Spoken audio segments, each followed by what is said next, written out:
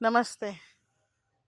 आज हम बात करेंगे एडवोकेट रॉनी से और जानते हूँ उनके उनका क्या काम है और किस हालातों में वो एक लॉयर बने।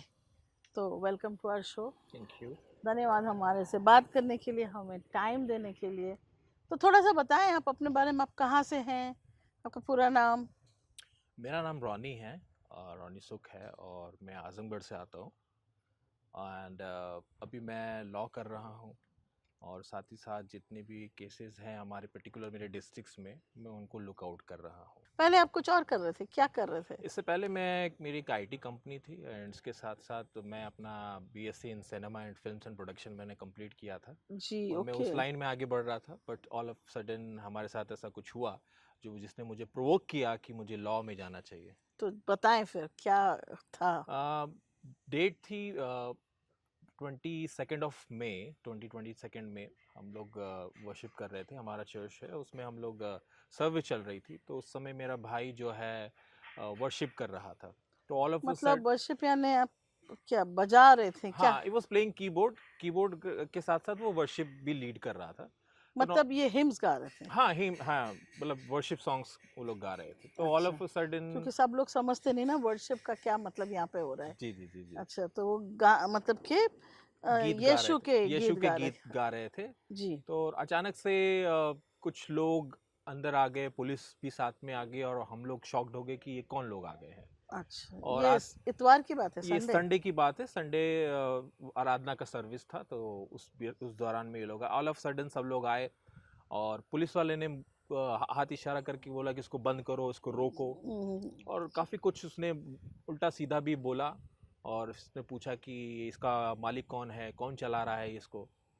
तो हमारी मदर सामने आई कि ये हमारा जो चर्च है ये रजिस्टर्ड है, चर्च है, सब कुछ है, आप बताइए क्या प्रॉब्लम है। तो उन्होंने बोला कि तब उस समय पुलिस वाले ने इस बात को बोला कि कोविड का समय चल रहा है हम्म, तो आप लोग ये ऐसे भीड़ कैसे इकट्ठा नहीं कर सकते। ये 22 की बात है? 22 2022 की बात है ये। जी, तब कोविड तो तो एक्चुअली खत्म हो उस गया समय था। कोविड खत्म हो चुका था बट वो उसने इस बात का हवाला दिया कि कोविड कोरोना काल चल रहा है और आप लोग इतना भीड़ लगा के कैसे बैठे हैं, आप लोग के पास कोई परमिशन वर्मिशन है, आप लोग दिखाइए।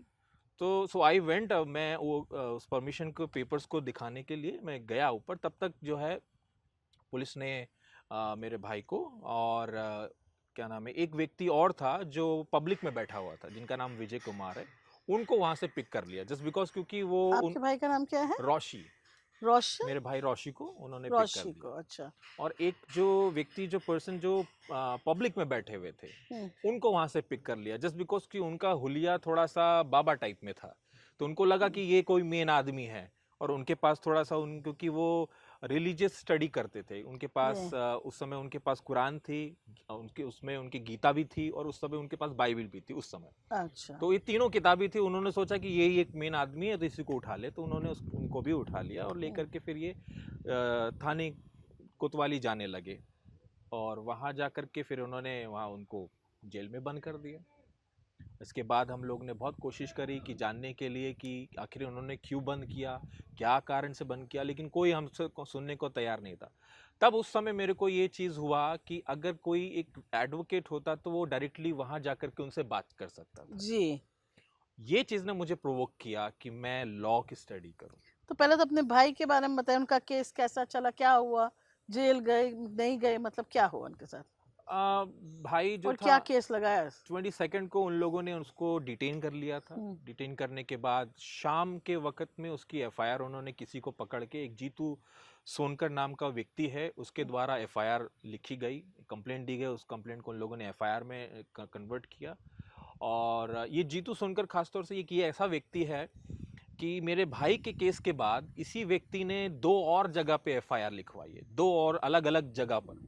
कि उनका क्या कि क्या उनका एफआईआर लिखवा रहे हैं? उसमें इसी ने ये कहा कि मैं वहाँ गया, मैं वहाँ जाके बैठा और वहाँ जो वक्ता थे वो वहाँ पर प्रवचन कर रहे थे और वो हिंदू देवी देवताओं को गाली गलौज कर रहे थे। जब मैंने विरोध किया तो वो मेरे को जान से मारने की धमकी, ये सेम पैटर्न जो है उसने हर एफआईआर में जहाँ जहाँ उसने एफआईआर लिखवाई है वो ये इस्तेमाल किया हुआ है। वो वहां पे थे भी कि नहीं थे? नहीं, ऐसा कोई सबूत ही नहीं है कि वो वहाँ पर है। अगर मैं तो कहूँगा कि अगर सीसीटीवी फुटेज अगर वहाँ कहीं देख अगर निकाली जाए तो ये पूरा एविडेंस पता चल जाएगा, ना वो व्यक्ति वहाँ पे था, ना वो कभी वहाँ गया था, ना वो कभी बैठा था, और ना ही ऐसी कोई बात कही गई थी। ओके, तो फिर आगे आपके भाई के बारे में बताएं। फिर मेरा भाई जो ये है, कितने साल के रहे होंगे तो?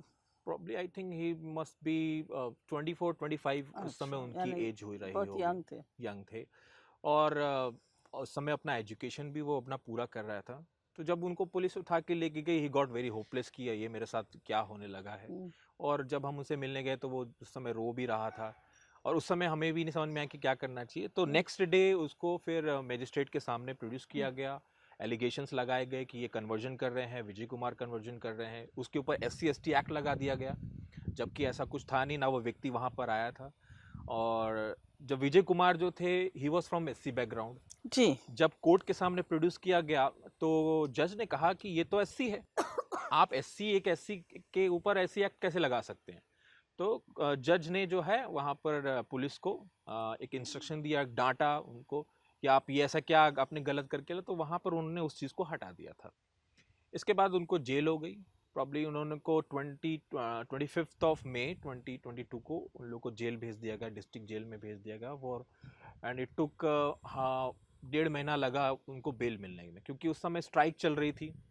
जी। कोर्ट की स्ट्राइक की वजह से डिले होते जा रहा था। तो 1.5 महीने के बाद मेरे भाई को वहाँ से बेल मिल नहीं पाई, डिस्ट्रिक्ट कोर्ट से बेल मिली थी। और उस दौरान में 1.5 महीने में जो दोनों मेरे भाई रोशी और जो एक भाई थे विजय, दोनों लोग बहुत हताश हो गए थे। बहुत, मतलब जब भी कोई मिलने जाता था रोते थे। हम्म, और ये सब चीज़ें काफ़ी तकलीफ़ों से वो लोग को झेलना पड़ा था, एक मेंटल टॉर्चर उनको फेस करना पड़ा था। तो हाल में अभी उनके केस में क्या हो रहा है? अभी हाल में उनका केस जो है इस समय चार्ज पे चल रहा है, हियरिंग चल रही है, हम्म, इस समय ट्रायल स्टार्ट हो गया है उनका, और डेट पे डेट अभी ली जा रही है। अब देखते हैं आगे कोर्ट कहाँ, केस कहाँ तक जाता है।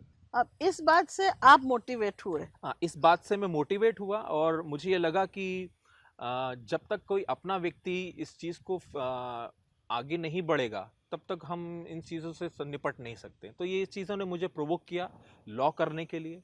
और मेरे कुछ सीनियर्स लोग थे, उन्होंने भी मुझे उत्साहित किया कि आपको अच्छा बोलना आता है और अच्छा आप स्टैंड ले सकते हैं, तो आप लॉ क्यों नहीं करते। तो मैंने उनका ही सपोर्ट लिया, मैंने उनसे बातचीत करी, उनसे कहा कि आप ही मेरा कहीं एडमिशन कराइए, बिकॉज मुझे लॉ के बारे में बिल्कुल पता नहीं है कि कहाँ एडमिशन करना है, कैसे जी करना जी। है। तो उन्होंने मुझे सपोर्ट किया, उन्होंने मुझे मतलब हेल्प आउट किया एडमिशन लेने के लिए, और हमने लॉ में एडमिशन लिया, and then I am going on. अभी आपका क्या फाइनल ईयर है? अभी मेरा 3rd ईयर है ये। हम्म। तो अब ये मेरा लॉ चल रहा है, उसके साथ साथ मैं अपने सीनियर्स के साथ प्रैक्टिस भी कर रहा हूँ, और मतलब रिसर्च भी कर रहा हूँ इन सब सारे केसेस अच्छा, के अच्छा, ऊपर। पैरालीगल आप पैरेलल। कर रहे हैं जी। अभी, जब तक आप लॉयर बने? जब तक फाइनली मैं अपना, मेरे को मेरी डिग्री मेरे हाथ में ना आ जाए, तब तक मैं अपना प्रैक्टिस, मतलब प्रैक्टिकल नॉलेज में ज़्यादा इन लेने की कोशिश कर रहा हूँ। तो बताएं कुछ इंटरेस्टिंग केस या जो आपके यहाँ हो रहे हैं। अभी मैं अपने भाई के ही केस के बारे में बात करूंगा, क्योंकि मैंने इसी केस को सबसे, क्योंकि ये मेरे लिए बेस था, जी। स्टार्टिंग पॉइंट था। तो इस केस में मैंने काफ़ी ज़्यादा स्टडी करी है, और जब मैंने ये पाया कि वो एक ही व्यक्ति है जिसका नाम जीतू सोनकर है, और वही व्यक्ति जो है हर FIR में वही व्यक्ति जो है कंप्लेनेंट बन रहा है। इससे पहले, मेरे भाई से पहले एक FIR हुई थी, उस FIR में ये व्यक्ति जो था, उसने वो कंप्लेनेंट बना था, जबकि वो उसका ट्रायल स्टार्ट हुआ, और उसमें जज में ट्रायल में उसको वो केस जो है बरी हो गया, ख़त्म हो गया।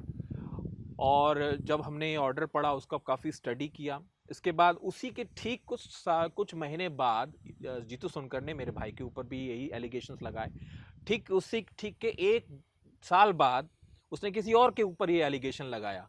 डिफरेंट प्लेस, डिफरेंट, दूसरा गांव था, अलग जगह थी, और अलग व्यक्ति था। वहां पे भी जाके उसने सेम एलिगेशंस लगाए, जबकि वो व्यक्ति वहां गया नहीं था, लेकिन पुलिस ने उसका सहारा लिया था। ये मुझे पूरे स्टडी करने में, केस स्टडी करने में मुझे इस बारे की जानकारी मिली। और मुझे ये यूनिक चीज़ मिली कि यही एक ऐसा व्यक्ति है जो पूरे डिस्ट्रिक्ट में, कि इसी का हर जगह ही जाता है और इसी का ही कन्वर्जन हो रहा है, और कोई नहीं। हम्म, हर केसेस में यही एक व्यक्ति है जिसका कन्वर्जन हो रहा है। तो ये, अगर मैं इस लॉ की तरह बात करूं, तो ये क्लियरली इस बात को दिखाता है कि ये व्यक्ति एक पॉलिटिकली जो इन्फ्लुएंस्ड है, और इसकी मानसिकता ऐसा है कि वो लोगों को जाकर के इस लॉ का मिसयूज करके लोगों से पैसे ऐंठने का एक तरह के उसका काम है कि लोगों को इस लॉ को डरा करके उनसे पैसे ऐंठना, अगर नहीं देते तो उनके ऊपर एक केसेस लगा देना। अब जैसे एक नया अभी लॉ आया है, नया अमेंडमेंट हुआ है, जी। अब इस अमेंडमेंट में एक इसमें जो ऑप्शन डाला गया है कि अगर कोई कंप्लेन करता है और अगर वो व्यक्ति उसके कंप्लेन करने से अगर कोई व्यक्ति कन्विक्ट हो जाता है तो गवर्नमेंट उसको जो है उसको हर्जाना देगी 5 लाख का। तो ये एक तरह से लालच हो गया। गवर्नमेंट एक व्यक्ति किसी को लालच दे रही है कि अगर आप कंप्लेन करोगे तो आपको, अगर वो व्यक्ति कन्विक्ट हो जाएगा तो हम आपको 5 लाख रुपए देंगे।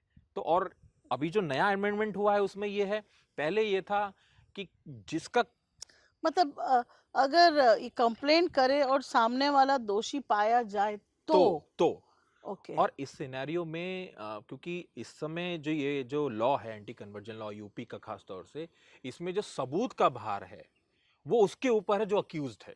जैसे अगर मेरे को ऊपर किसी ने कंप्लेन की, मैं जेल में गया, तो मुझे साबित करना है कि मैंने इस व्यक्ति का कन्वर्जन नहीं किया, मुझे साबित करना, मुझे अपने एविडेंस देने हैं, मतलब मुझे अपना जबरदस्ती नहीं किया ना, जबरदस्ती नहीं मतलब किया। कन्वर्जन इटसेल्फ तो लीगल है हमारे देश या में।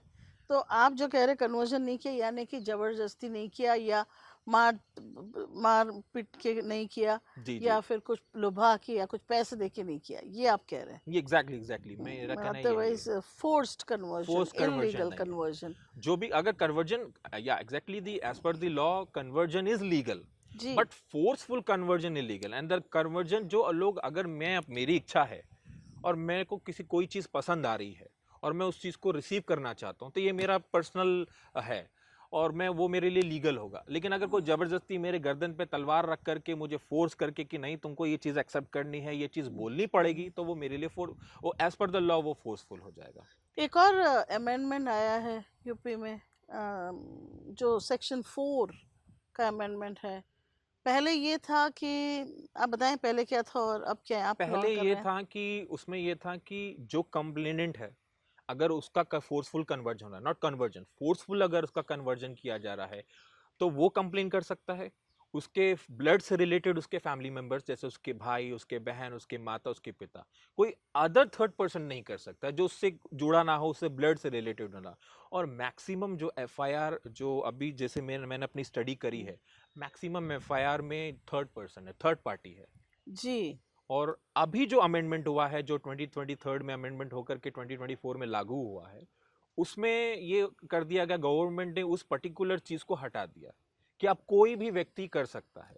अब ऐसे में गवर्नमेंट ने उसमें एक और क्लॉज की लालच दे दिया कि जो कंप्लेन करेगा और अगर वो व्यक्ति उसके कंप्लेन के द्वारा कोई व्यक्ति अक्यूज जो है, अगर वो कन्विक्ट हो जाता है तो गवर्नमेंट उसको या हर सजा जाना मिलती है देगी। सजा मिलती है तो गवर्नमेंट उसको हर जाना देगी। अगर कोई राह चलता कोई भी व्यक्ति है, अगर उसको मेरे से कोई प्रॉब्लम है, मेरे से कोई दुश्मनी है तो वो इस लॉ का इस्तेमाल करके वो मेरे के ऊपर कंप्लेन कर सकता है। मैं जेल जाऊंगा, मैं, हो सकता है शायद मैं कन्विक्ट ना हो, लेकिन मुझे कुछ समय के लिए मुझे तो जेल में रह करके सफर करना पड़ेगा, मेरा जो इमेज है वो स्पॉइल हो जाएगी। तो एक तरह से ये देखा जाए तो ये जो पर्टिकुलर जो सेक्शन 4 को जो अमेंडमेंट किया गया है बहुत गलत तरीके से किया गया है।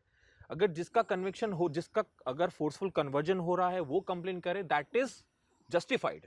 और बाय इन्रोलमेंट। बाई इन्रोलमेंट या चाहे लालच दे करके या कैसे भी किसी भी तरह से अगर कोई उसको फोर्सफुली करता है तो वो जस्टिफाइड होता है कि भाई उसने कंप्लेन किया। क्योंकि थर्ड व्यक्ति आकर के कंप्लेन कर रहा है, अब कोई भी कर अब सकता है, कोई भी कर सकता है। ये तो एक तरह से एक जो पहले कर रहे थे, मतलब ये बीएचपी, आरएस, बजरंग दल, ये लोग कर रहे हैं ना। हाँ, जो भी नॉन ग्रुप जो फर्जाइंट ग्रुप हैं सब इस चीज को जो फॉलो अप कर रहे थे, अब उनको लीगल कर दिया है। पहले वो जो था कि एज पर द लॉ वो जो एफआईआर थी वो आप उसको कह सकते हैं कि वैलिड नहीं थी, हाँ, खारिज कर दे रहे खारिज थे। कर दी जा रही थी क्योंकि जो वो, अभी केस में हुआ, हाँ, अभी ये जो सुप्रीम कोर्ट केस में, एग्जैक्टली जो सुप्रीम कोर्ट ने भी इसी पर्टिकुलर चीज को कमेंट करके कि ये पहले जो अमेंडमेंट हुआ, अमेंडमेंट से जो पहले था कि सिर्फ और सिर्फ कन्विक्ट जो जिसका कन्वर्जन हो रहा है फोर्सफुल वो कर सकता है, उसके पेरेंट्स कर सकते हैं, उससे ब्लड से रिलेटेड कोई थर्ड पार्टी नहीं कर सकता। और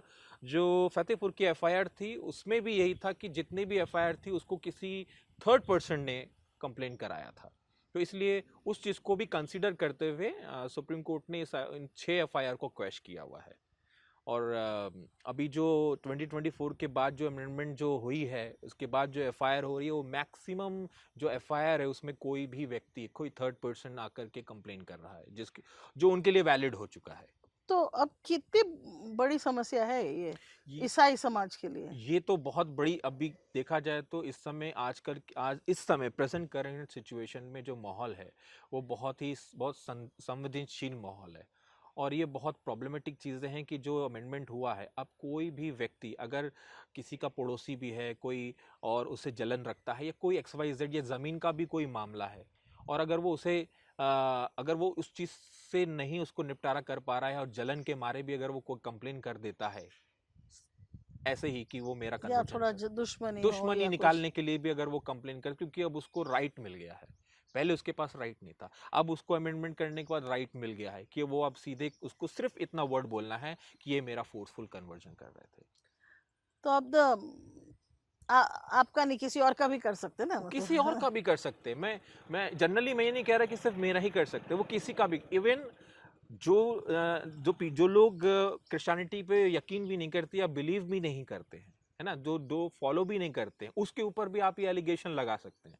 बट आप वो, क्योंकि उस व्यक्ति को प्रूव करना है कि वो क्रिश्चियनिटी फॉलो करता है या नहीं करता है, मतलब XYZ, वो उसको प्रूव करना है, उस व्यक्ति को प्रूफ नहीं करना जो कंप्लेन कर रहा है।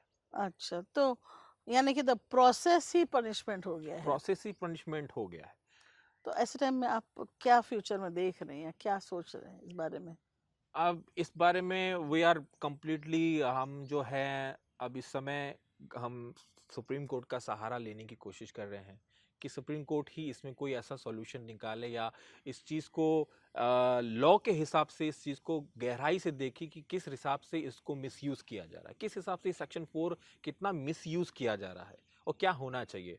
तो हम सोचते हैं कि अभी सुप्रीम कोर्ट अगर इस चीज़ को बहुत गहराई से ले करके और इसका अच्छे से निवारण करता है, तो आने वाले समय में जो जितने क्रिश्चियंस के ऊपर या माइनॉरिटीज़ के ऊपर खासतौर से जो अटैक्स हो रहे हैं, खासतौर से इस लॉ को लेकर के, वो काफ़ी हद तक जो है वो ख़त्म हो जाएंगे। अच्छा, तो अब आपका लॉ कब खत्म होगा? प्रॉब्ली मेरा लॉ, ये मेरा 3rd ईयर है। हम्म, आई थिंक मेरा अभी 2 साल और चलेगा, बिकॉज मैं BA LLB में हूँ, और इट्स अच्छा, फॉर 5 ईयर्स। तो मेरा 2027 में कंप्लीट हो जाएगा। तो चलिए आशा करते कि तब आप लॉयर बन के दूसरे कईयों की मदद करेंगे। जी जी, श्योर तो श्योर, ये मेरा एक एम है, क्योंकि मैंने जब लॉ स्टार्ट किया तो मेरा एक ही फोकस था कि I have to help out those people जो अपने लिए नहीं बोल सकते, बिकॉज बाइबल में भी इस प्रकार से ही है कि उनके लिए बोलो जो स्वयं नहीं बोल सकते, और स्पीक यही for the speak voiceless. For the people who can't speak for themselves. तो यही पर्टिकुलर चीज़ लेकर के इस चीज़ ने भी मुझे मोटिवेट किया, और मैं अब लॉ के स्टडी में घुस चुका हूँ और प्रैक्टिस भी कर रहा हूँ, प्रैक्टिकली उस चीज़ को देख भी रहा हूँ और उसको कर भी रहा हूँ। तो धन्यवाद हमारे से बात करने थैंक यू के सो लिए, मच। बहुत बहुत धन्यवाद। तो आपने देखा कि किस तरह से एडवोकेट बनेंगे रोनी जी, और हमसे उनने अपनी बात बताई, किस तरह से मोटिवेट हुए और उनने पूरी पढ़ाई अपनी शुरू करी है इसमें। आपका क्या मानना है? डेफिनेटली आप हमारे वीडियो पे कमेंट कीजिएगा, इसको लाइक कीजिए, शेयर कीजिए और सब्सक्राइब भी हम आशा करते हैं आप करते ही होंगे या करेंगे। धन्यवाद।